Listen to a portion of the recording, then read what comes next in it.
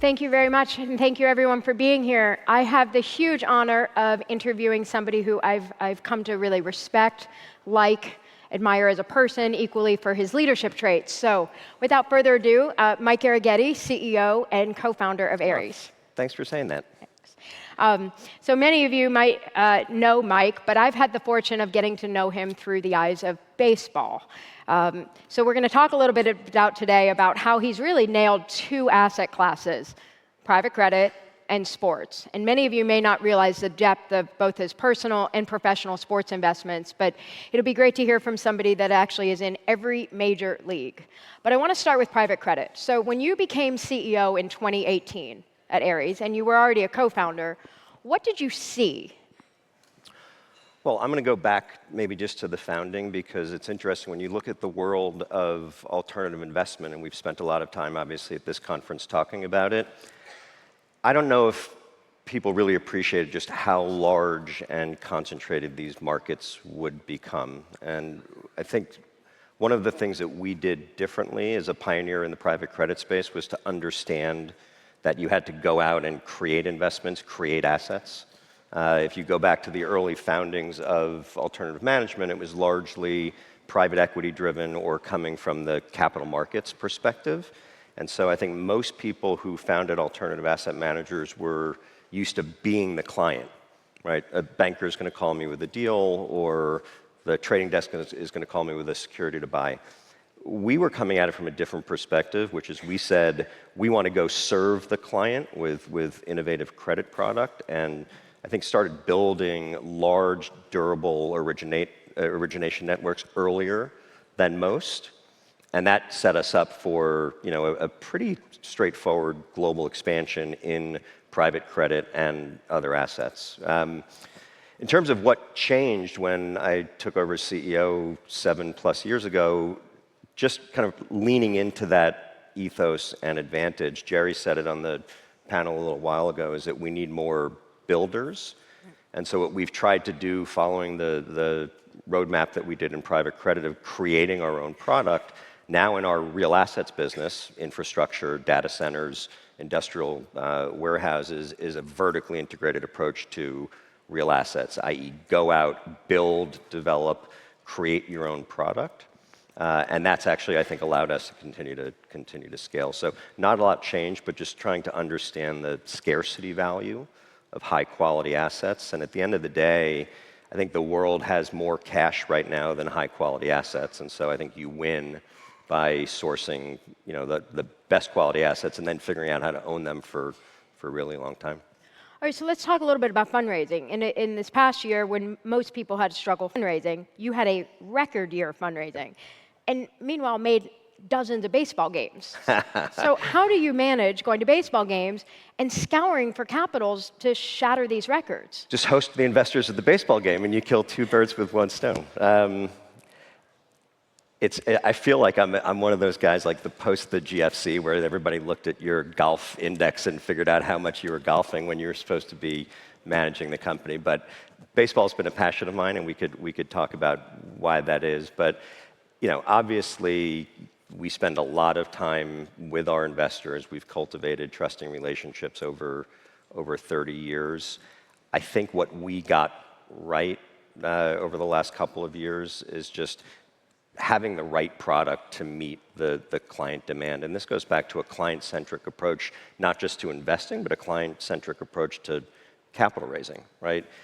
You could have the greatest product in the world, but if nobody wants to invest in it, you can't grow. And so we've tried to create a transparent feedback loop of what can we actually create in the market and what do our investors want. And if we can get those two things to meet, where we can really exploit a market opportunity, that's when the fundraising scales. All right, I know you want to talk about sports, but one more thing on private credit.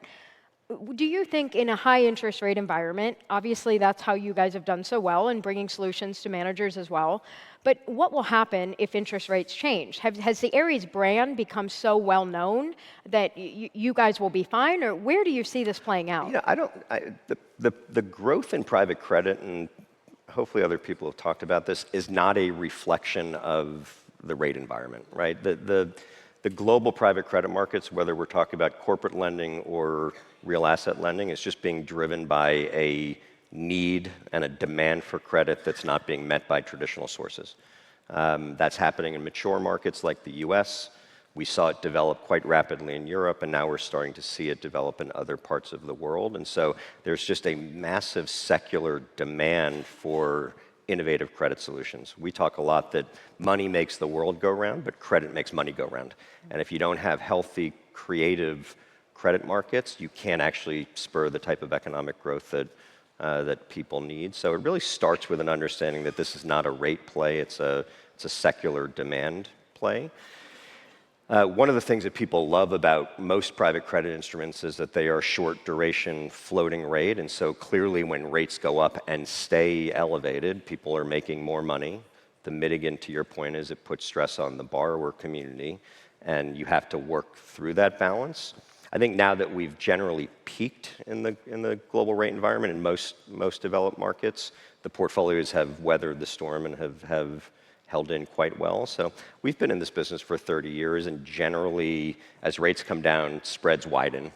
As rates go up, spreads. So the total return shouldn't really change. So I don't expect there to be any less demand, as rates begin to move.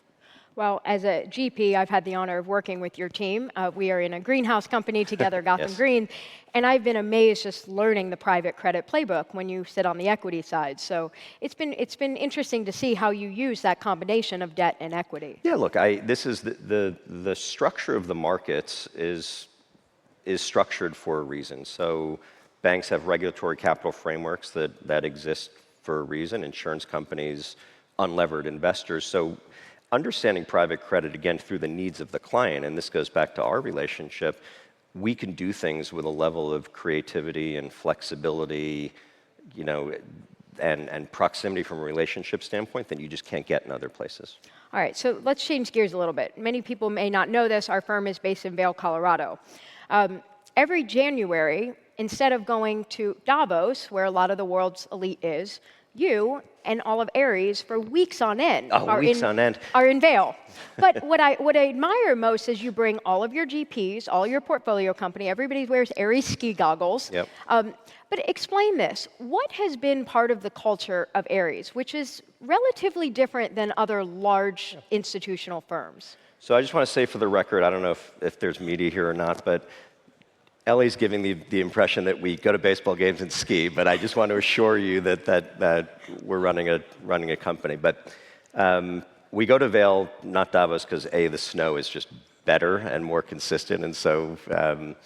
But I think to your point about culture, and I'm glad you mentioned that the specific conference that you're referencing now is probably 250 of our closest GPs that we have relationships with that we've cultivated over 30 plus years. And there's probably a waiting list of 100 GPs that actually can't get in because we can't accommodate them.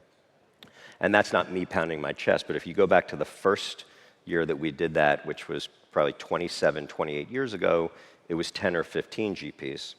And it speaks a little bit to the way that the market has scaled, but it goes back to this client centricity, which is, at the end of the day, the investment business is about trust and relationships, right? Capital, in many respects, is a commodity in everything that we do, and so we all want to do business with people that we trust, whether they're external counterparties or internal.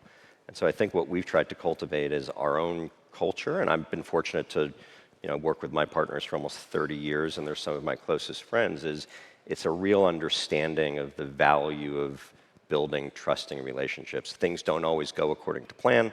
Cycles come and go, markets are volatile.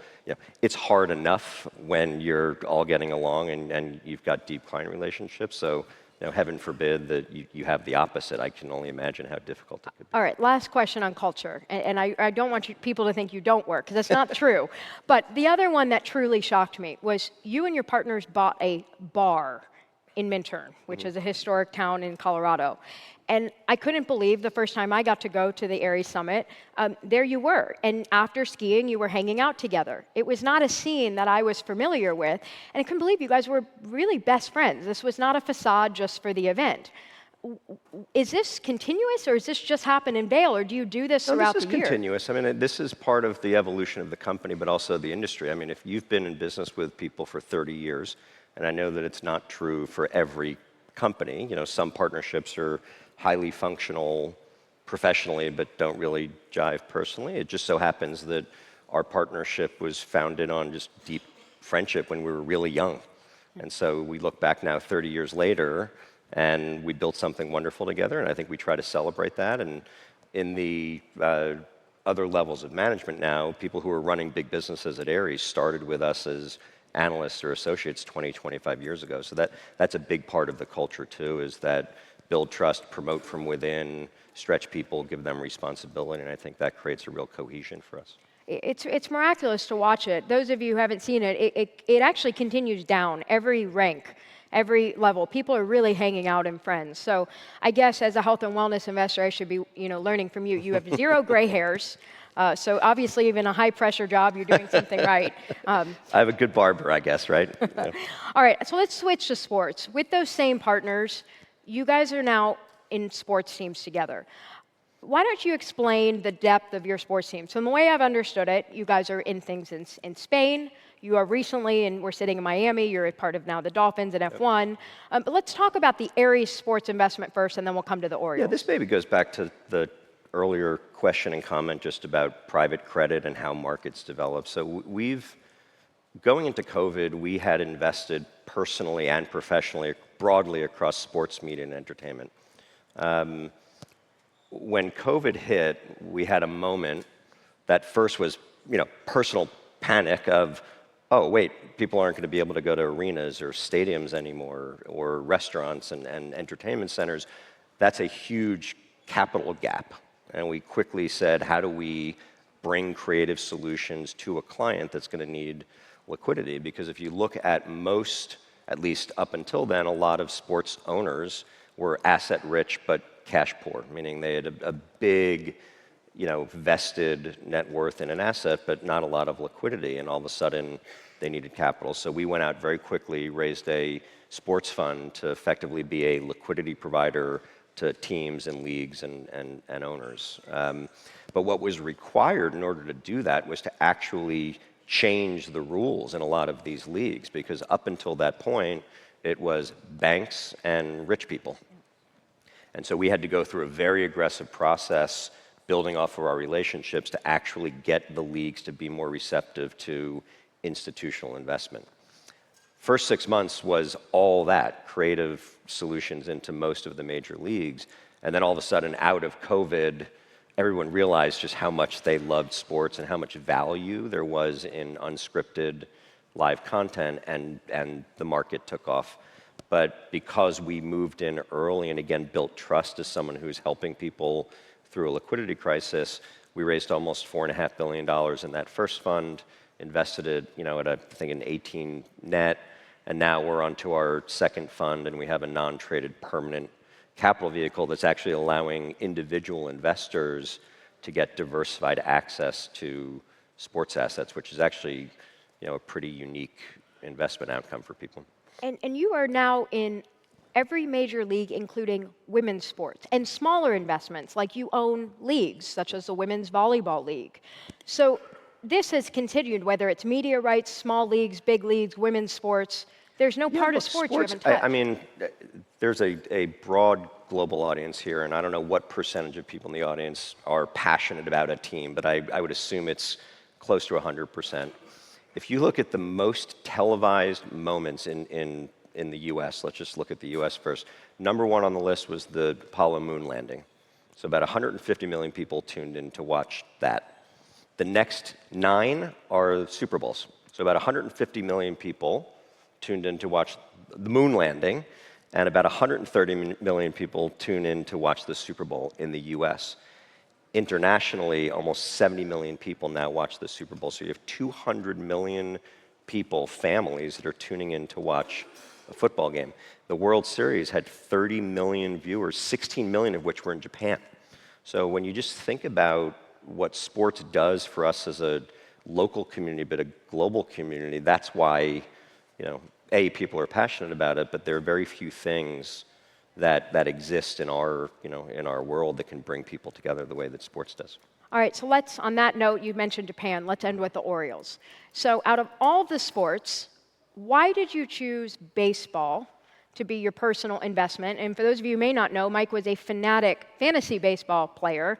And you have to give up your fantasy baseball if you want to be a baseball owner. So do you regret giving up your fantasy baseball to Well, I the gave Orioles? it up for reality, which is often like one of the hardest transitions anybody can make, is to give up their fantasies with a stark understanding of what reality really is. But I've just always been passionate about baseball. I think there's a real spiritual component to the game.